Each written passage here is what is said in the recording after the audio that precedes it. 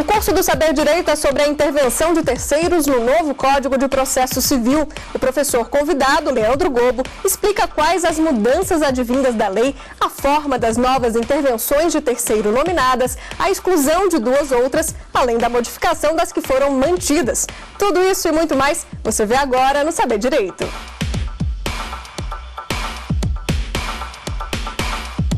Queridos amigos, queridas amigas, muitíssimo bem-vindos ao programa Saber Direito da TV Justiça.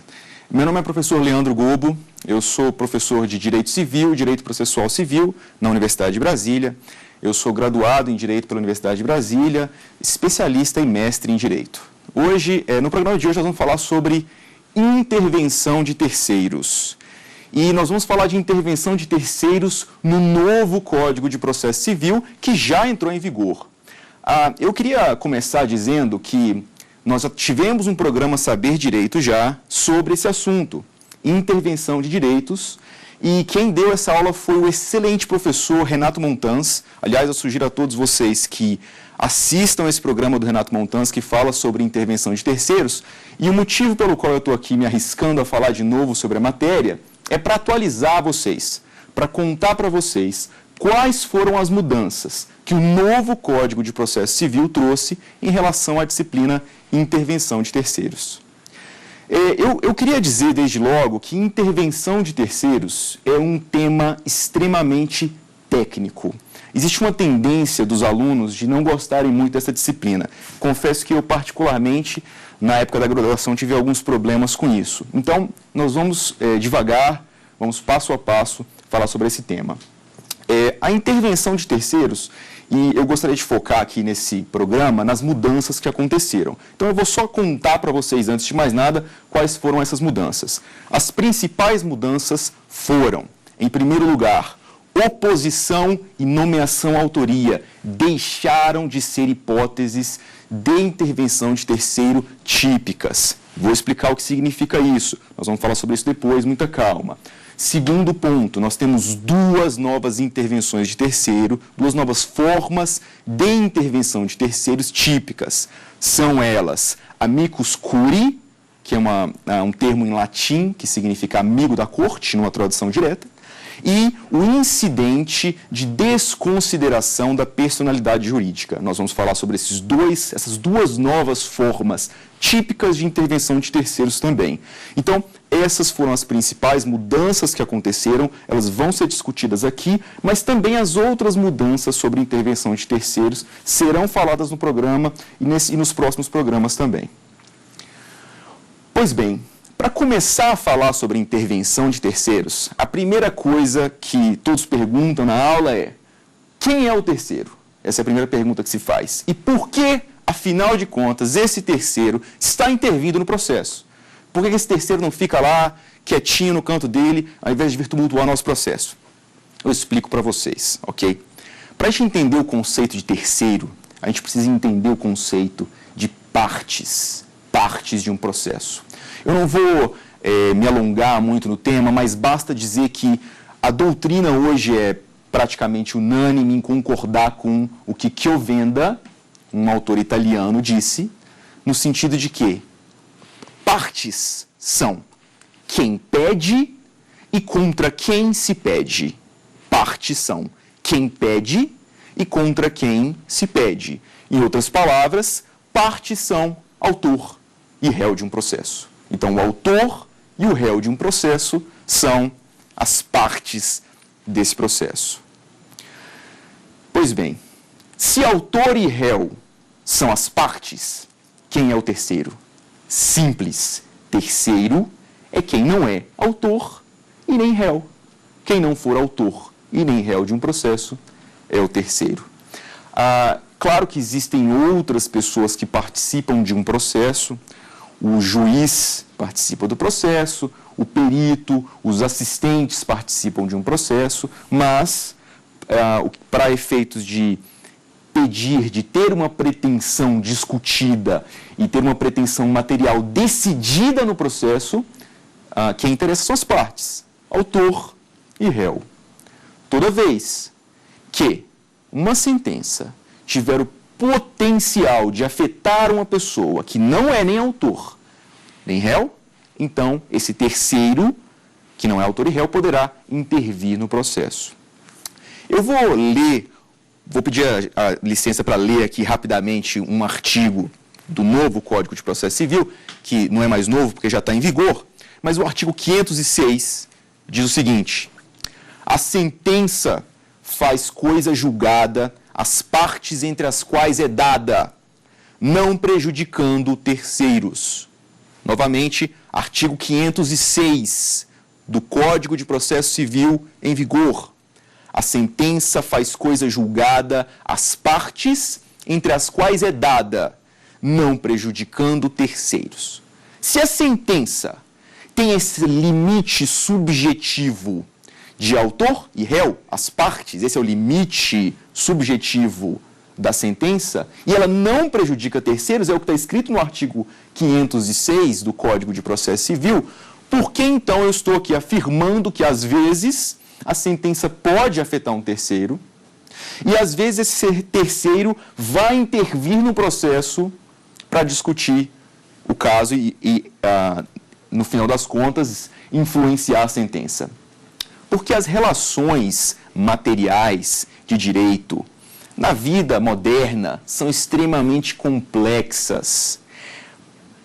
Os contratos são complexos, os contratos bancários são extremamente complexos. É muito comum que contratos se tornem cadeias e redes de contratos e redes de relação que, por vezes, se você afeta uma pessoa, você está afetando também outras pessoas.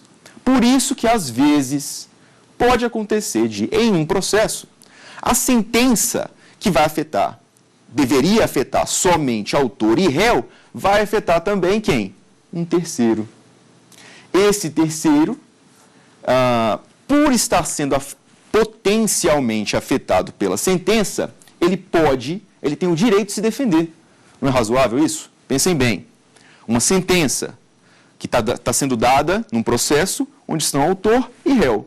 Autor e réu têm o direito de contraditória e ampla defesa. Eles podem se defender, podem se manifestar. Agora, se essa sentença vai também afetar um terceiro, esse terceiro tem que ter o direito de se defender, ele tem que ter o direito de contraditório e ampla defesa. Por isso, ele vai poder intervir no processo. Essa intervenção de terceiros, eu queria explicar um ponto bem interessante dela, que costuma cair em concurso.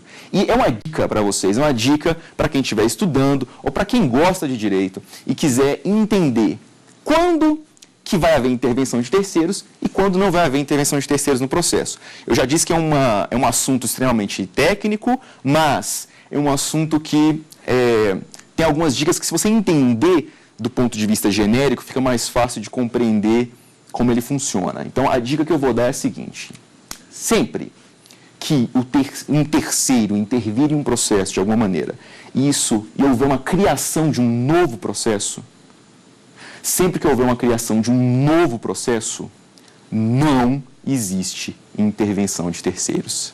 Vou repetir. Sempre que houver um novo processo, nós não estamos falando de intervenção de terceiros. Nós estaremos falando de um novo processo. Pensem bem comigo, senhores e senhoras. Toda vez que um processo inicia, ele inicia com o autor, que dá entrada no processo, e o réu, que são aquelas pessoas contra as quais o autor demanda. Correto? Então, autor e réu são definidos logo na petição inicial do processo. Eles são definidos logo na petição inicial do processo.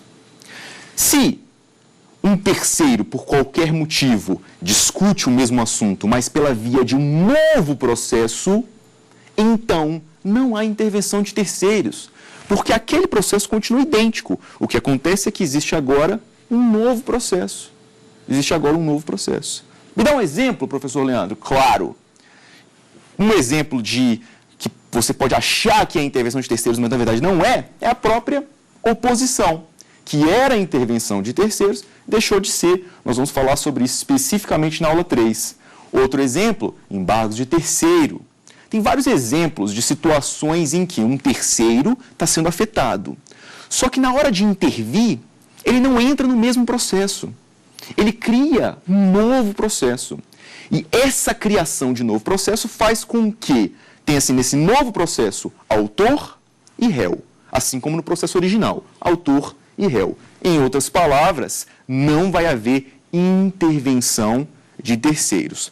Há intervenção de terceiros, sim, quando o terceiro entra em um processo já existente e, dentro desse processo, começa a atuar de alguma maneira, seja como parte, seja como outra figura. Nós vamos estudar aqui quais são as possibilidades, mas quando esse terceiro entra no processo que já existe, então, nessa hipótese, haverá, sim, intervenção de terceiros. E eu queria fazer uma pausa para explicar uma coisa, e isso é uma pergunta que os alunos fazem para mim nas aulas. Professor, tudo bem, quando cria um novo processo, então não é intervenção de terceiros, mas se for o mesmo processo, vai ser intervenção de terceiros. Professor Leandro, o que é processo? Olha, essa é uma discussão técnica e complexa, e eu queria fazer uma proposta aqui, ousada, para explicar para você conseguir pensar mais fácil no que é processo. Sabe como eu gosto de pensar, como eu gosto de explicar para os meus alunos? Toda vez que você tiver... Vocês já viram um processo? Eu vou contar para vocês como é, tá? Um processo, ele tem uma capinha e as folhas lá dentro. São os chamados autos do processo. É o processo materializado, é a versão física do que se diz processo. Todo processo tem uma capinha, uma parte final e as folhinhas lá dentro. Isso é um processo. Se houver uma nova capinha com novos autos e começando tudo de novo, normalmente vai ser um novo processo. Mesmo se você fizer o que se chama de apensar. Apensar é quando você junta um processo ao outro. Então, eu vou sugerir aqui que processo é uma... Toda vez que você tiver essa capinha com essas coisinhas lá dentro, isso é um processo. Quando que há intervenção de terceiros? Há intervenção de terceiros quando o terceiro entra naquele processo que já existe e o processo continua. Por outro lado, se um terceiro decide discutir alguma coisa num processo que já existe, mas por conta da sua discussão, ele cria um novo processo, então, que pode até estar pensado ao processo original, não é intervenção de terceiros. Essa é a dica que eu dou para vocês, para saberem se é ou não é intervenção de terceiros. Criou um novo processo? Não é intervenção de terceiros. A intervenção de terceiros só acontece quando um terceiro entra em um processo já existente. E eu vou agora fazer uma classificação aqui para vocês das intervenções de terceiro. Classificação normalmente é uma coisa meio chata, mas eu só vou fazer uma, prometo, e é uma classificação importante. É uma classificação importante para se entender os processos, se entender a intervenção de terceiros. É uma classificação que costuma cair em provas de concurso. Então, é importante a gente entender essa classificação. A intervenção de terceiros, ela pode ser provocada ou voluntária, espontânea. Provocada ou voluntária, espontânea. Explico a vocês qual é a diferença. A diferença entre a classificação, entre essas duas classificações, entre a intervenção de terceiros provocada e a intervenção de terceiros voluntária é a seguinte. Na provocada, o terceiro é provocado por alguém, que pode ser as partes, pode ser o Ministério Público, alguém que já está no processo, a entrar no processo. Então, ele é chamado, ele é convocado ao processo já existente. Então, essa é a intervenção de terceiros, provocada, quando o terceiro é chamado ao processo por alguém. Ele está fora do processo, vivendo a vida dele, de repente recebe um chamado do processo. Terceiro, venha ao processo participar.